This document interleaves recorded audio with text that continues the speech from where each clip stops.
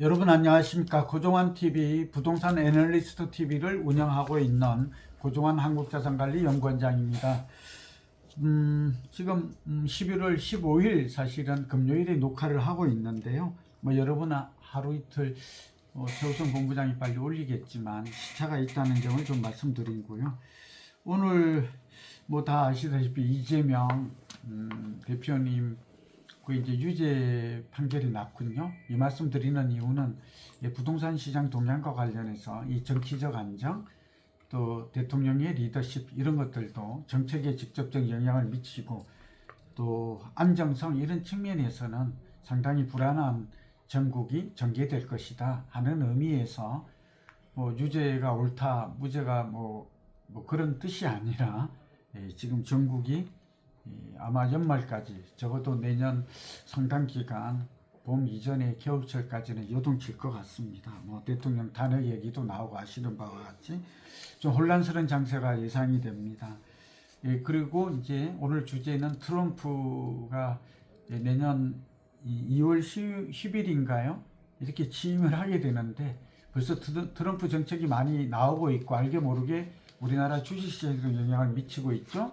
그런 측면에서 우리의 관심은 부동산 시장에 어떤 영향을 미칠까 그런 점들을 함께 1월 20일이군요. 제가 말을 잘못했습니다. 내년 1월 20일 취임을 하게 되는 트럼프 대통령의 정책 관련 우리나라의 실물 경기 펀더멘탈이죠. 어떻게 될 것인가. 그것뿐만 아니라 이제 금리도 인하가 예정돼 있지만 상당히 또 물가도 좀 우려가 되죠. 이런 얘기 좀 하겠습니다. 끝까지 시청해 주시면 도움이 될 것 같습니다. 먼저 제가 일주일에 한 번씩 하다 보니까 주간 동향 위주로 말씀을 드립니다. 어제 나온 한국부동산원 자료에 따르면 요점만 말씀드리면 34주 연속해서 서울은 집값이 오르고 있습니다. 그러니까 상승폭은 둔화되어서 되고 있고요. 그러니까 우리가 4936 그러니까 8개월은 넘고 이제 9개월 접어드는 데까지 오르고 있다. 올해 3월부터 올랐다고 제가 늘 얘기했죠. 그 말을 생각하면 지금 11월이니까 이해가 좀 될 것으로 보입니다. 서울은 상승폭이 둔화됐지만 오르고 있고 서울 중에서도 눈여겨야 될 부분은 강남구는 좀 0.19% 올랐는데 가장 많이 올랐는데 압구정 청담동 위주로 좀 오르고 있고요. 서초구는 잠원 반포 이런 소위 말하면 우리가 인기 지역 있죠. 하이엔드 주택 위주로 오르고 있고 양천구의 목동 신월동 또 영등포구 양산도 이런 얘기 우리 많이 했잖아요. 이런 지역은 여전히 상승세가 유지되고 있는 반면에 다른 지역은 좀 보합으로 이어지고 있다. 그리고 경기와 인천 지역은 보합세다.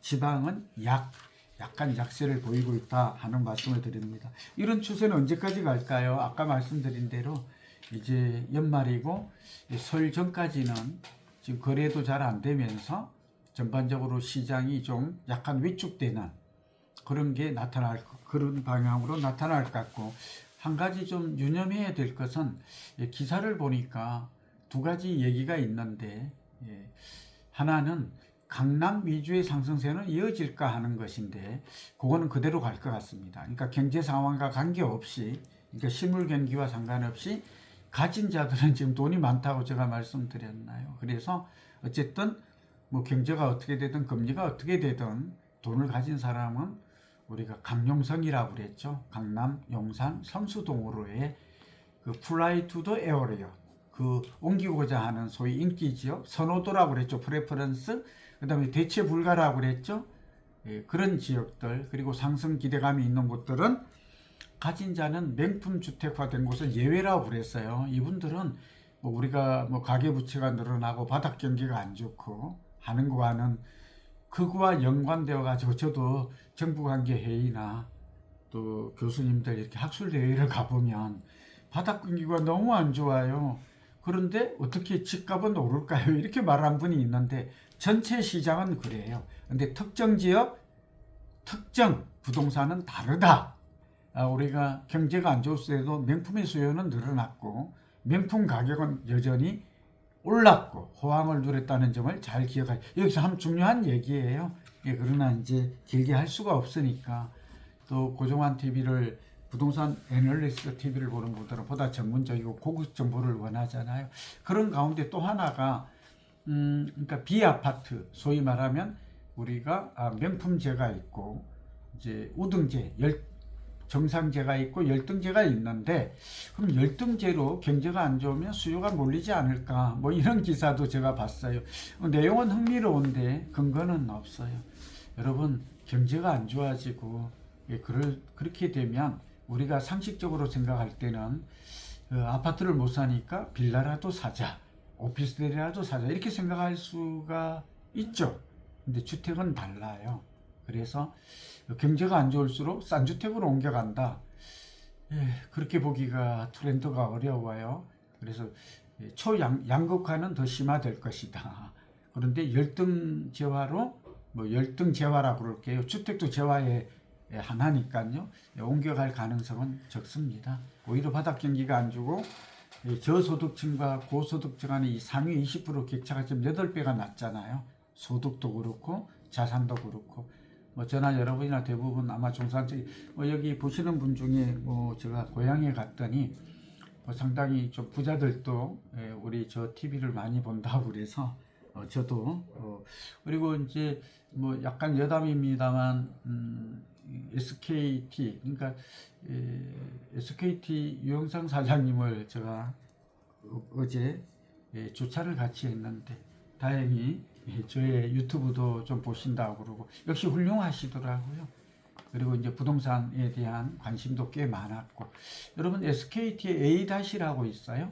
여기에 보면 에이전트 있는데 요즘 SKT도 그렇고 KT도 그렇고 AI 열풍이 불었잖아요. 이제 빅데이터에서 AI 인공지능으로 챗GPT로 갔는데 그런 것도 한번 보시면 도움이 될 것 같아요. 우리가 이제 저도 KT나 SKT하고 뭐 협업을 통해서 여러분이 궁금하게 여기는 어떤 아파트를 살까요?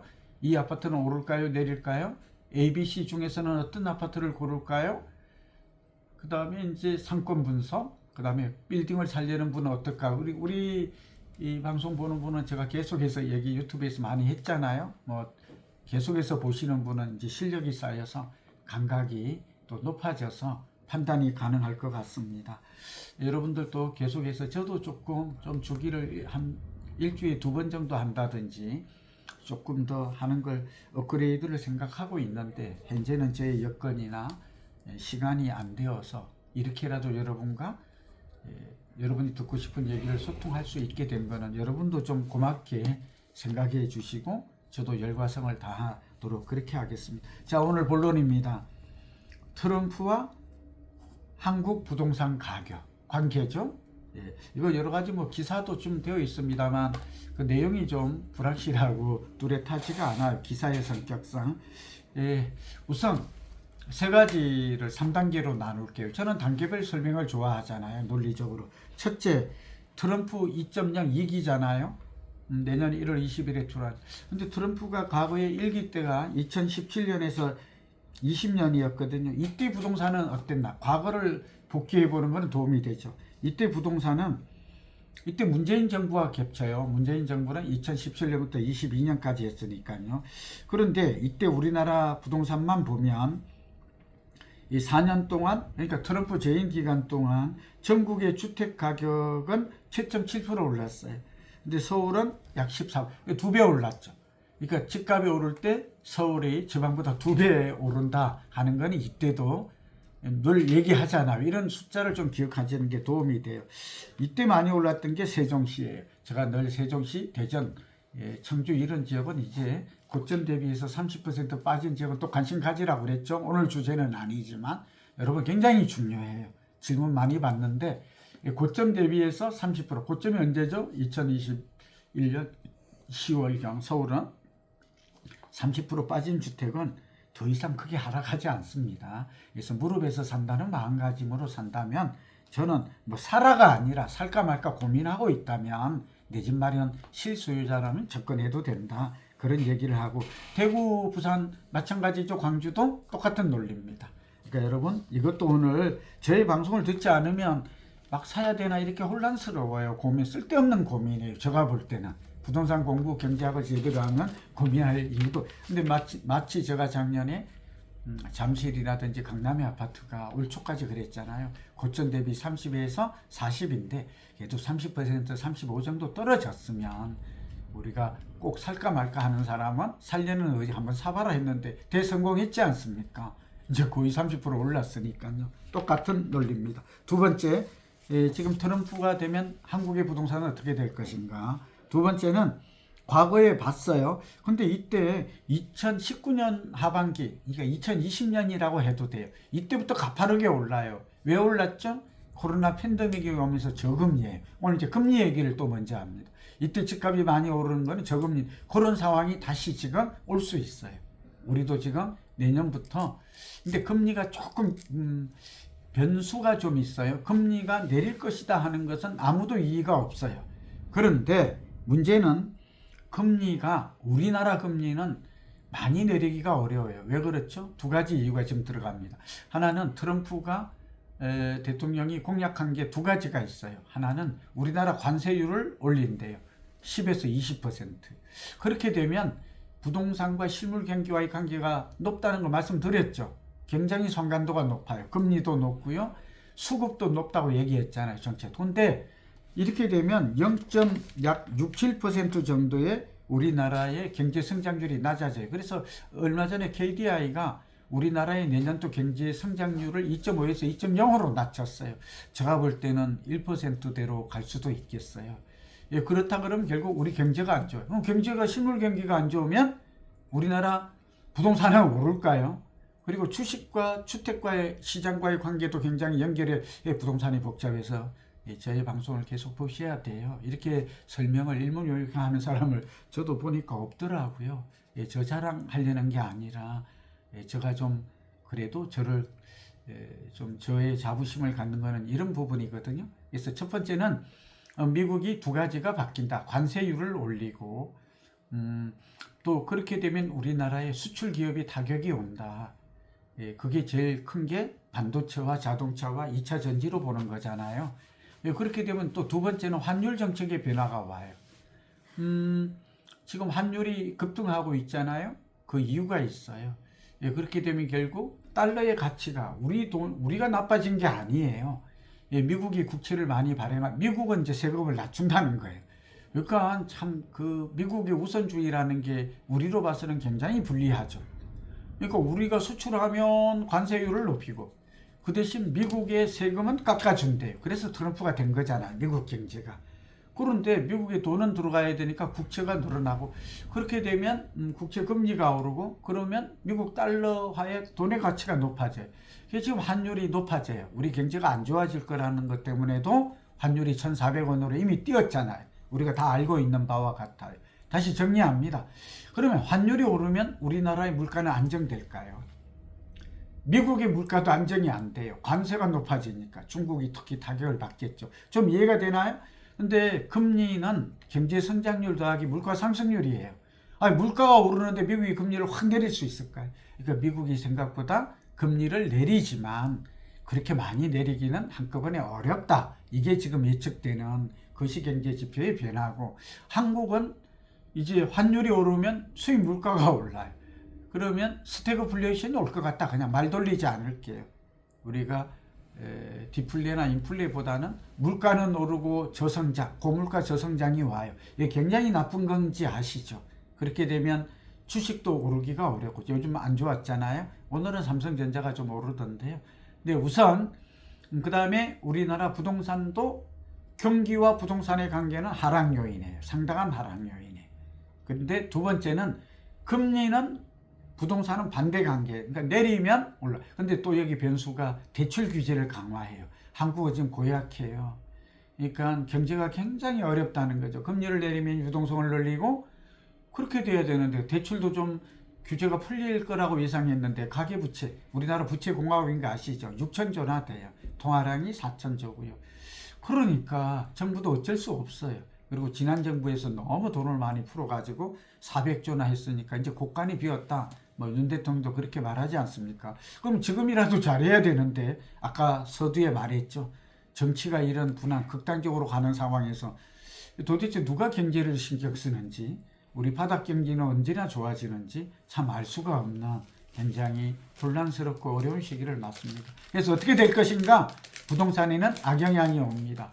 그런데 주택은 의식주라고 그래서 필수 제어하기 때문에 주식만큼의 그런 변동성이 큰 시장이 올 것 같지는 않아요. 그런 가운데 지금 둔촌주공 때문에 대출을 못 받, 그러니까 전세입자도 대출을 안 해준다고 그래서 조금 저도 금융발전심의위원을 하고 있습니다만 너무 급격하게 조이는 거는 이거는 그 연착륙이 안 돼요. 그리고 전세 대출도 막았죠. 근데 이제 대출 받아서 잔금 치르려고 지금 입주가 되잖아요. 못 하고 있어요. 예, 지금 뭐 보금자리 뿐만 아니라 디딤돌 대출도 이게 한바탕 되어서 제가 언론에 인터뷰하면서 그러지 말라고 그래서 다행히 유예 기간이 주어졌는데 지금 정책도 어떻게 할지를 모르고 갈피를 못 잡고 있는 것입니다. 그래서 저의 생각은 이런 면들을 좀 감안할 때 부동산 경기는 그러니까 가진 자들이 좋아하는 소위 말하면 강용성 지역 그 중에서도 하이엔드 명품 주택의 수요는 이거는 줄어들 것 같지가 않아요. 나홀로 상승하는 초양극화. 그런데 중산층은 대출 규제와 금리가 갑자기 내리지 않고 집값 상승 기대감이 적다면 이 부분은 전체 시장이 오르는 현상은 나타나지 않고 부동산 경기 회복세도 좀 늦어질 수 있다. 다만 일각에서 말하는 폭락 가능성은 크지 않다. 폭락한다는 얘기를 제가 우연히 저도 아는 분들이 하는 거라서 봤더니 너무 많아요.